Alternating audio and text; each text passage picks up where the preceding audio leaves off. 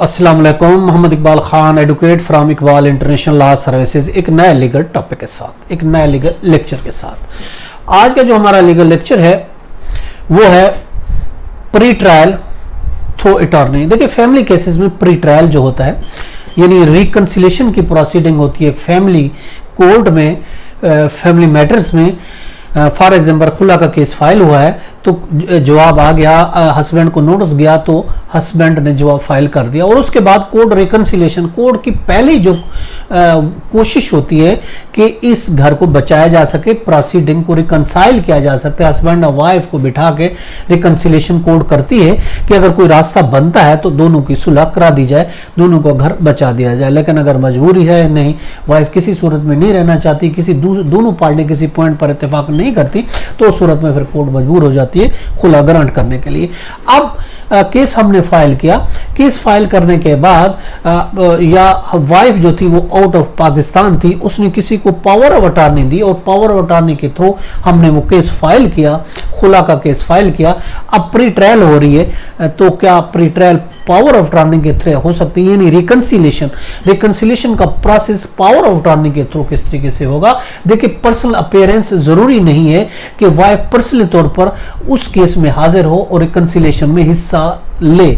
अगर वो पर्सनली तौर पर हिस्सा नहीं ले सकती, पर्सनली तौर पर वो प्रोसीडिंग में नहीं आ सकती, जाती तौर पर वो आउट ऑफ पाकिस्तान है, उसने पावर ऑफ अटॉर्नी किसी को दी हुई है, तो वो पर्सनली तौर पर चूंकि अपेयर नहीं हो सकती थी, इसलिए पावर ऑफ अटॉर्नी के थ्रू उसने केस फाइल किया।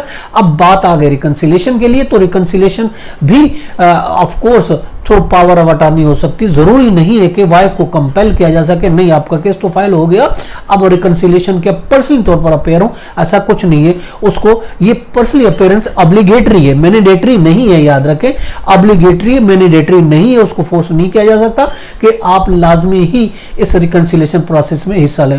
कोई वजूहात हो सकती है, एक तो ये हो सकती है कि उसको शदीद नफरत है, और एक वजह यह भी हो सकती है वो पाकिस्तान में अवेलेबल नहीं है। उसके लिए हमें रहनुमाई मिलती है रूलिंग में, 2011 की रूलिंग है, CLC पेज है 1836, इससे हमें रहनुमाई मिलती है कि जो प्री ट्रायल प्रोसीडिंग है वो पर्सनल अपीयरेंस ऑब्लिगेटरी नहीं है।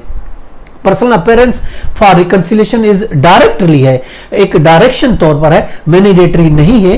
अगर हम बात करते हैं लॉ की बात करें, अंडर सेक्शन 10(3) है रिकंसिलेशन को जो डील करता है फैमिली कोड का, सेक्शन 10 सब सेक्शन उसका 3 है, वो does not require to appear in person. उसमें कहीं ये नहीं लिखा गया कि वाइफ पर्सनली तौर पर, जाती तौर पर इस प्री ट्रायल प्रोसीडिंग में हाजिर होगी, यानी लफ्ज कोई पर्सनली अपीयरेंस का नहीं लिखा गया। जब पर्सनली अपीयरेंस का नहीं लिखा गया तो यह समझा जाता है कि ये जो अपीयरेंस है, ये पर्सनली अपीयरेंस रिकंसिलेशन के लिए ये डायरेक्टली है, मैंडेटरी नहीं है, यानी ये ऑब्लिगेटरी है, मैंडेटरी नहीं है, जरूरी नहीं है। हाँ, अगर आ सकती है तो अच्छी बात है, आए प्रोसीडिंग में हिस्सा ले, अगर उनकी सुलह हो सकती है तो उनका घर बच जाएगा, अगर नहीं तो उसको, अगर सीवर नफरत है या फिर आउट ऑफ पाकिस्तान है, वो पर्सनल तौर पर अपेयर नहीं हो सकती, तो जरूरी नहीं है कि वो पर्सनल तौर पर अपेयर हो। थ्रू वो उसने किसी पर्सन को अपॉइंट किया है, वो किसी शख्स के थ्रू,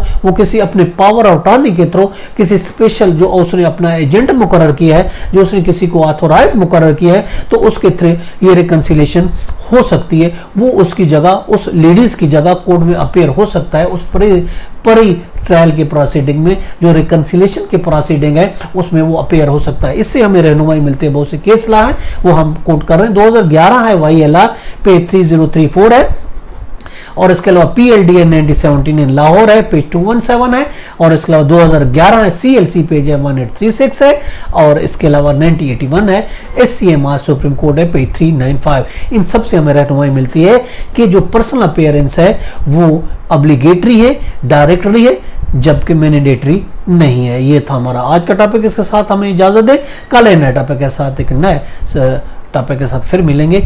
उस वक्त तक अपना और अपने गिरदों का बहुत ख्याल रखिएगा। Have a nice day. Allah Hafiz.